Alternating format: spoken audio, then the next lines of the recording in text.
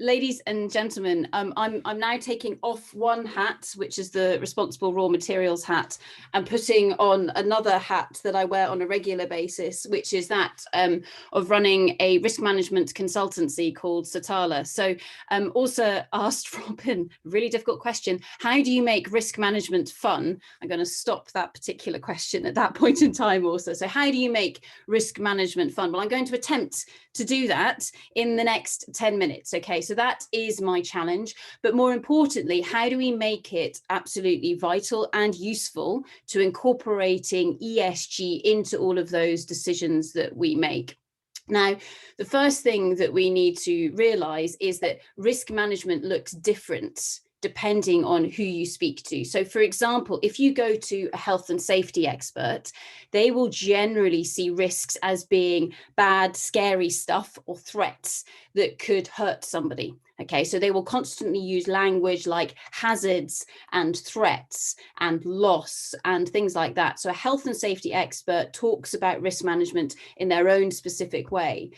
But if you then go to an environmental expert who, bearing in mind, may work in the same team as that health and safety expert, they'll talk about risks in a very different way. And a lot of their risks get shared with a broader audience through things like an environmental impact assessment. So environmental experts often talk about impacts and aspects and things like that. So that's where the risks lie.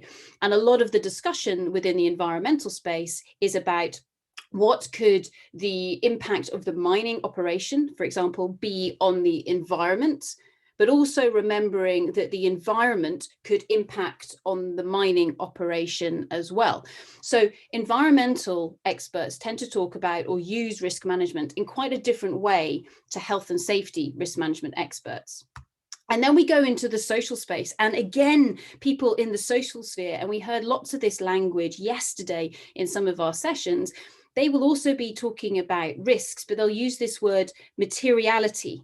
Okay, and they will do things like materiality assessments, which is just really a risk assessment, but they're looking at, okay, what could all of the mostly external risks to that mining operation look like from a social perspective? And what are all those big material risks that we might be looking at? So social experts use risk management in a different way again. And this gets really confusing because everybody is doing risk management, but they're doing different things, but using the same words. Then we go into the world of governance, okay, and your risk management system. So similar to what Robin has just outlined with isometrics. And of course, there are hundreds of different risk management systems and approaches out there. Risk management as a tool often slots into the governance component part of ESG. But sometimes as well, within that governance side, we can almost slide and we can say, okay, we're just looking for compliance. We're not necessarily looking for going beyond compliance. And so again, governance experts may look at risk management in a slightly different way as well.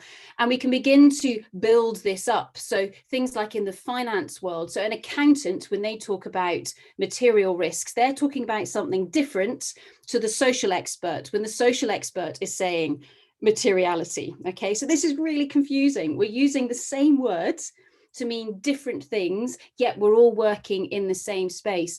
And also we're all interconnected. So one person's interpretation of risk may be very different to somebody else's interpretation. I personally started out life as an exploration geologist. And as a geologist, you are generally very, very optimistic. You're always really excited about what you might find in the ground. So therefore, this world of uncertainty poses a massive opportunity to us. So we tend to see risk as being positive or being an opportunity, rather than just that health and safety mindset, which is often risk as just being negative. So what do we have here?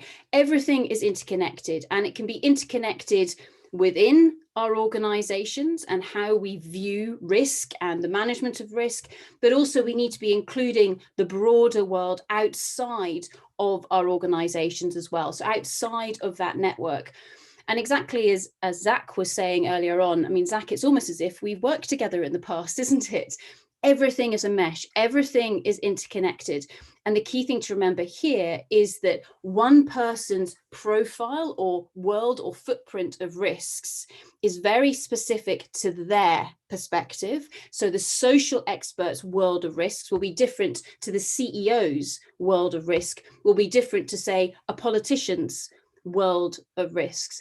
And that's why risk management truly is important, especially when you begin to integrate things, because it's the job of risk management, be that a risk manager or the methodology or the tool that you're using, to try and pull together this network of perspectives, network of potential opportunities and threats, and be able to say, okay, so what?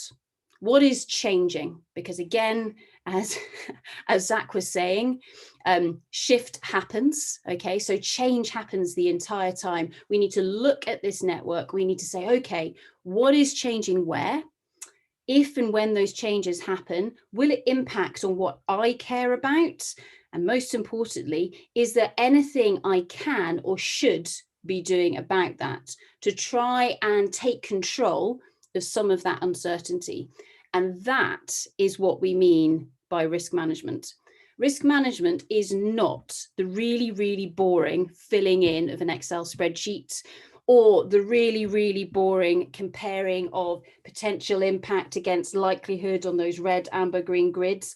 Those are just minuscule little tools that you can use if you want to, in order to help you understand this network and decide where and when you need to take action, and then enact that action. So to boil this down, risk management is all about knowing what is it that we actually care about from our perspectives, and then understanding other people's perspectives and what they care about.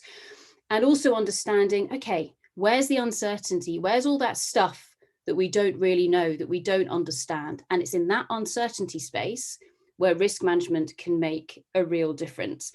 Now, just to take this down to the definition level, what I've just described now is what is encapsulated in a whole myriad of international standards, etc., that are out there. So if we think there are lots of standards for ESG and sustainability, there are just as many standards out there for risk management. And don't worry, I am not going to go into this world, because that would not be fun or sexy, also. That would be not very exciting. I know there are some people on the call here today who do find this very exciting, but I think the majority would prefer me to move on, because actually, when it comes to how do you get this to work, it is really, really simple.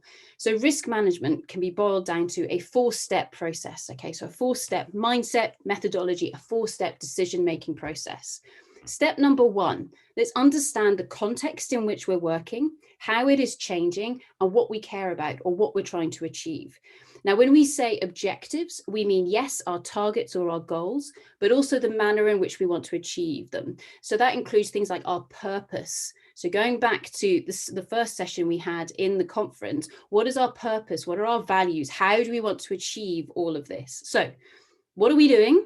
Where are we going? And what is changing in the world round about us? So that is number 1. That also helps us to set at what level in the organization or at what level in society we're trying to understand our risks. Are we talking about the whole of raw materials and responsible sourcing as a whole? Is that the scope of our risk assessment? Or are we just talking about that little exploration camp in northern Quebec? So this picture behind all of this is my first ever field season up in northern Quebec. So where the world was really small and we very much lived in our own little bubble, where there was no TV, there were no cars, there were no buildings, etc. That was our context, opposed to the global context where everything, of course, is very interconnected, etc. So what's our context and what are we trying to do? Secondly, we assess our risks, and the assessment of our risks includes 3 component parts.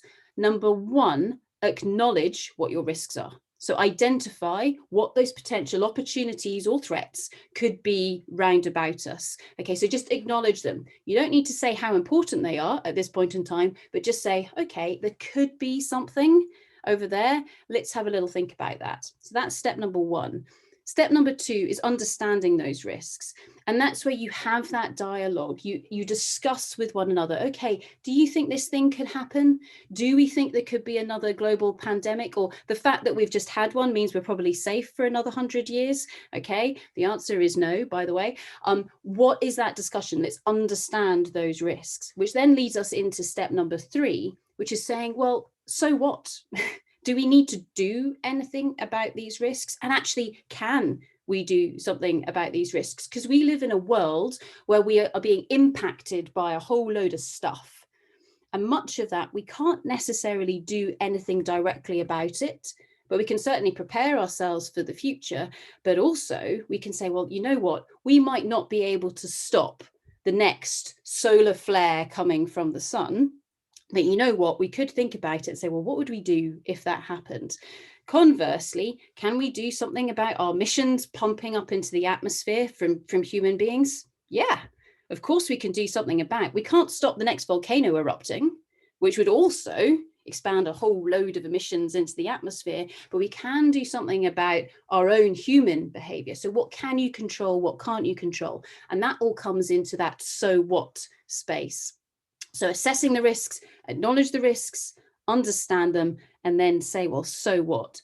Once you've worked out which of the risks you want to manage, actually do something about them. And lots of our speakers have been talking about this over the last couple of days.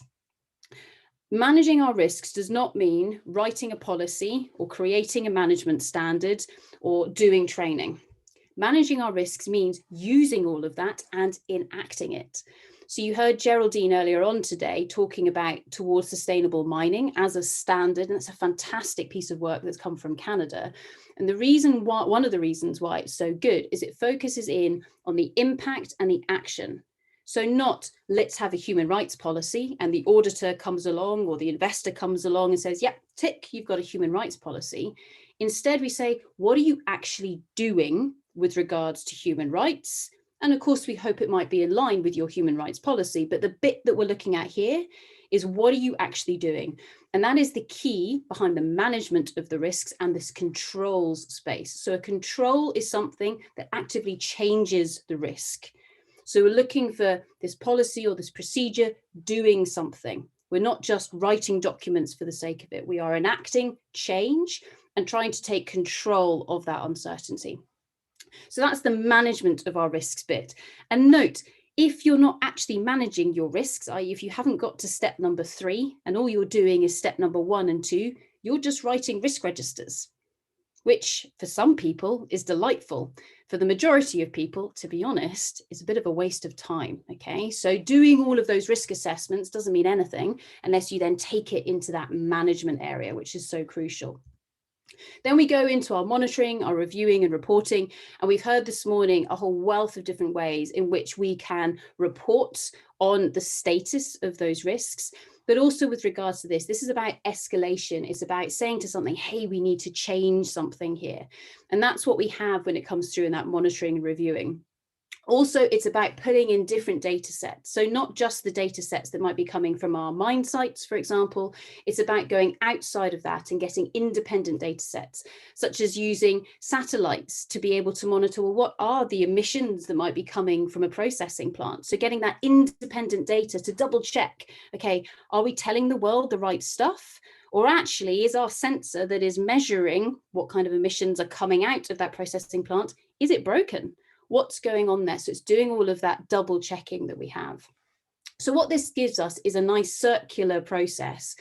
And the most important bit of this process is that final arrow, because what that allows us to do is to say, okay, so given the context in which we're trying to operate and the objectives that we're trying to achieve, and those potential opportunities and threats, i.e. the risks that we face and our ability to manage them, can we actually achieve those objectives? Okay, can we achieve net zero by 2025 or whatever? Is that even possible? And if the answer is, you know what, given everything that we've got on the table at the moment, the answer is no, we are not going to meet that target. You've got 2 options. Option number 1 is to pump more time, money, and effort into the management of those risks. Okay, and every time you try to manage your risks, it will take effort. It might be that in terms of human time, or it might require money, etc., but it will need something to go into that system. If you can't do that because you don't have any resources, or you don't want to spend any resources in that area, your only other option is to change your objective. So move those goalposts. As soon as you start using this as your risk management process, it begins to hold everybody to account, because it allows people throughout the organization to say, hang on, we've got that target. I know what's going on in my area. There's no way we're going to be able to achieve that unless you give me a massive budget 10 years ago to be able to do it. And so what this allows us to do is not only pull together the insights, the expertise from across a wide variety of different disciplines, this really simple process allows us to translate between social experts, environmental experts, governance experts, because it doesn't matter what kind of language or terms they're using. It's such a simple process. It means it's that translation and that integration tool, so we can compare and contrast financial risks with social risks, which are so different from one another. But also it allows us to escalate all of this throughout our organization. So if our CEO is sitting at the top of that triangle, okay, and our front line is down at the bottom of the triangle, it means that somebody in the front line can say, hang on a second, given the context in which I'm working, I can't do what you're asking me to do. And that allows this to escalate up through the organization so that changes in those decisions can be made. So this integrates all of that across the entirety of that ecosystem in which we're working. It's also something that goes massively through time. So the x-axis on this diagram is timeline, because there are some risks that are short and sharp. There are other risks that take a very long time to build up, especially our environmental risks. And of course, some of our social risks take a while to build up and then they just explode. So you see that conflict happening because you haven't necessarily been managing it or keeping an eye on that context nice and early. So when we're talking about these risks, it's across all of those different time horizons. And for this, there are a multitude of different tools and techniques that we can use and certainly should be using to help pull all of this together. You guys will recognize the little infographic that we've been using for the conference. I could be really bullish and say every single one of those is a risk management tool, because that's what risk managers do. In fact, every single one of those is a tool to help us manage ESG. And risk management is just another one of those tools that helps us bring together people from across multiple different disciplines and say, okay, we can't all have everything that we want, but what is the best decision? What is the best course that we want to navigate going forwards? So in summary, why does risk management help ESG? Well, firstly, we have to use risk management everywhere because it's entrenched in regulation, no matter where you look. They will all say you need to take a risk-based approach to this. The key is that nobody actually knows what that means. So therefore, you can interpret it in the way that you like. I'm being fairly flippant with that, okay, but use that as an opening. Secondly, risk management allows you to compare and balance different risks against one another. So in this particular situation, what is more important, the health and safety with regards to the people working on the ground, or the cultural heritage of that caves that you will blow up if you hit blast on those explosives at this precise moment in time? And many of you know exactly what case study I am referring to with regards to that. So it allows you to compare and contrast and balance those different risks and also translate across those standards. It provides you with an objective method through which different people can have dialogue and can co-create. Okay, so you can say, okay, what are we actually trying to achieve here as a team? I don't necessarily agree with all of you, but yes, I feel listened to. I don't necessarily trust all of you, but if we all come to the party, this is what I can bring, and this is the direction which we can go. And finally, risk management, if done correctly, should be a mechanism through which we can hold ourselves to account. So we can say, I said I wanted to do this. Are we actually achieving it? If we're not, okay, what am I missing with regards to all of that? So we can hold ourselves to account. So with that, I'm going to say thank you very much and hand back to the lovely Åsa if there are any final questions before we go into our Burst the Bubble panel. Thank you very much. Brilliant, Sarah. Thank you so much. We have a question here in the chat. Looking at that diagram that you showed us, ethics wasn't mentioned. Where would you put that? So I think, I mean, ethics is intrinsic throughout all of this, especially when it comes to that accountability proportion. And so I would initially roll ethics into the objectives. So it is the manner in which you wish to achieve your objectives. And one of the ongoing discussions that we typically have in all of this is so health and safety. Almost every mining company will say, we have a policy of zero harm, okay, or zero tolerance. Okay, if you truly have zero tolerance for somebody being hurt at work, nobody can come to work. Okay, if you truly, truly mean that. So actually, in reality, you need to work out, okay, well, actually, what do we need to do to keep people as safe as possible? Where does that come in? And so that then gets very much into that ethics and morals type of discussion where we say, what is the reality and what is the manner in which we want to work? Also with that, it allows us to pull together where a company is saying zero harm, but maximum production. They don't necessarily go together unless you've been amazing at designing your mine and your processing plant really early on. So actually, where's the balance? Where's the offset between the two of them? So actually, do you really mean it when you say we're going to stop production if something is unsafe? So you get all of that coming together. And it's the same on the social side, the environmental side, etc., because they all overlap, they all interconnect, but so often you need to be able to balance them. That's a great question. Thank you. Yeah, fantastic, and a great answer to that. Sarah, I'm going to thank you, but you are going to stay around for the coming days at least. So Funny I'm that. here, but thank you so much for this presentation and a round of applause, everyone. Thank you.